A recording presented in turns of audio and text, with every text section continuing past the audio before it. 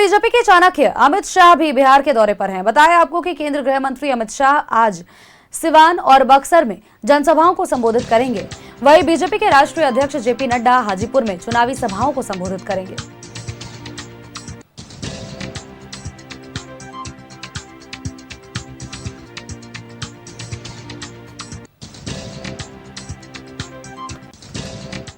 और खबर पर अधिक अपडेट्स के साथ सहयोगी आशुतोष हमारे साथ बने हुए हैं। आशुतोष का एक बार रुख कर लेते हैं।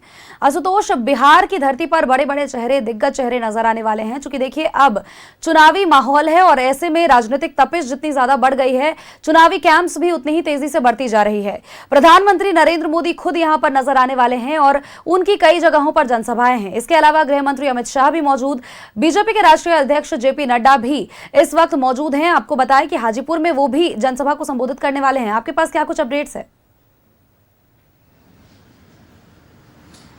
नहीं, बिल्कुल। और सबसे बड़ी बात यह है कि बीजेपी ने पूरी ताकत झोंकनी शुरू कर दी है इस चुनाव को लेकर के। प्रधानमंत्री खुद आ रहे हैं, समस्तीपुर में उनकी पहली सभा होगी, उसके बाद बेगूसराय में उनकी सभा होनी है।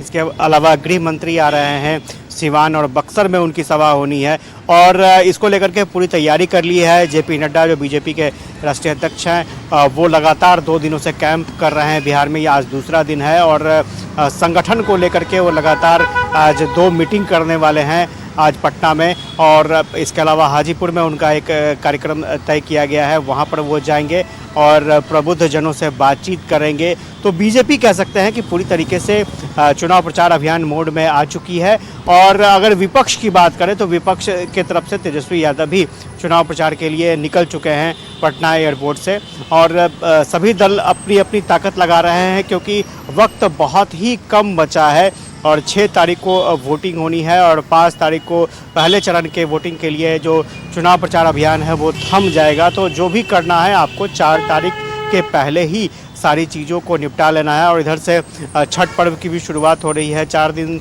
तक लोगों का अलग इंगेजमेंट हो जाएगा उसमें और उसके बीच में जितने भी प्रत्याशी हैं उनको अपना चुनाव प्रचार करना है। उससे पहले ठीक प्रधानमंत्री का कार्यक्रम हो रहा है, गृह मंत्री का कार्यक्रम हो रहा है और एक मैसेज देने की कोशिश की जा रही है कि एनडीए सारी चीज़ों को ठीक ठाक रखते हुए आगे बढ़ रही है आपसी तालमेल के साथ।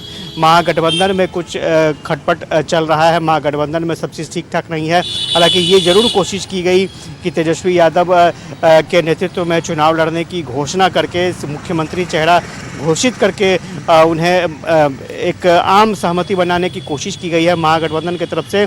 लेकिन चुनाव प्रचार अभियान में कांग्रेस अभी पीछे नजर आ रही है। कांग्रेस की तरफ से अभी कोई शेड्यूल नहीं आ पाया है कि उनके पार्टी के शीर्ष नेतृत्व कब चुनाव प्रचार अभियान में जाएंगे। लेकिन इतना ज़रूर है कि मुख्यमंत्री नीतीश कुमार लगातार चुनाव प्रचार अभियान में निकल रहे हैं और अब बीजेपी के बड़े नेता भी निकलना शुरू कर चुके हैं।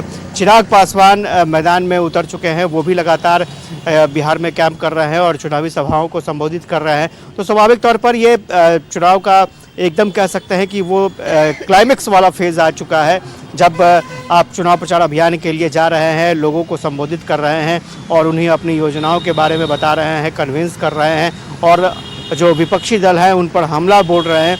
तो लोग कितना कन्विंस हो पाते हैं देखना दिलचस्प होगा। जी बिल्कुल, क्योंकि वोटर्स को साधने के लिए वक्त काफी कम रह गया है आशुतोष। और देखिए जहां पर एनडीए पूरी दमखम लगा रहा है, जहां पर बीजेपी के जो तमाम नेता है वो बाकी के दलों के लिए भी मुझे लगता है कि जहां तक सभी को समर्थन करने की कोशिश करेंगे और सभी के पक्ष में वोट मांगने की कोशिश करेंगे। लेकिन इंडिया गठबंधन में ऐसी कोई बात बनती हुई नजर नहीं आ रही है, क्योंकि अभी तक कांग्रेस जिस तरह से जानकारी आप भी दे रहे हैं कि कैंप्स में काफी पीछे है कैंपेनिंग में। और वहीं अगर बात करें तेजस्वी यादव की, तो आज से उनका चुनावी दौरा शुरू होने वाला है, जो कि पहले से ही काफी ज्यादा देर हो चुकी है। अब देखना ही होगा कि वोटर्स को साधने के लिए कौन कितनी मेहनत करता है और वोटर्स किसके पक्ष में जाते हैं। बहुत बहुत शुक्रिया तमाम अपडेट्स, तमाम जानकारियों के लिए।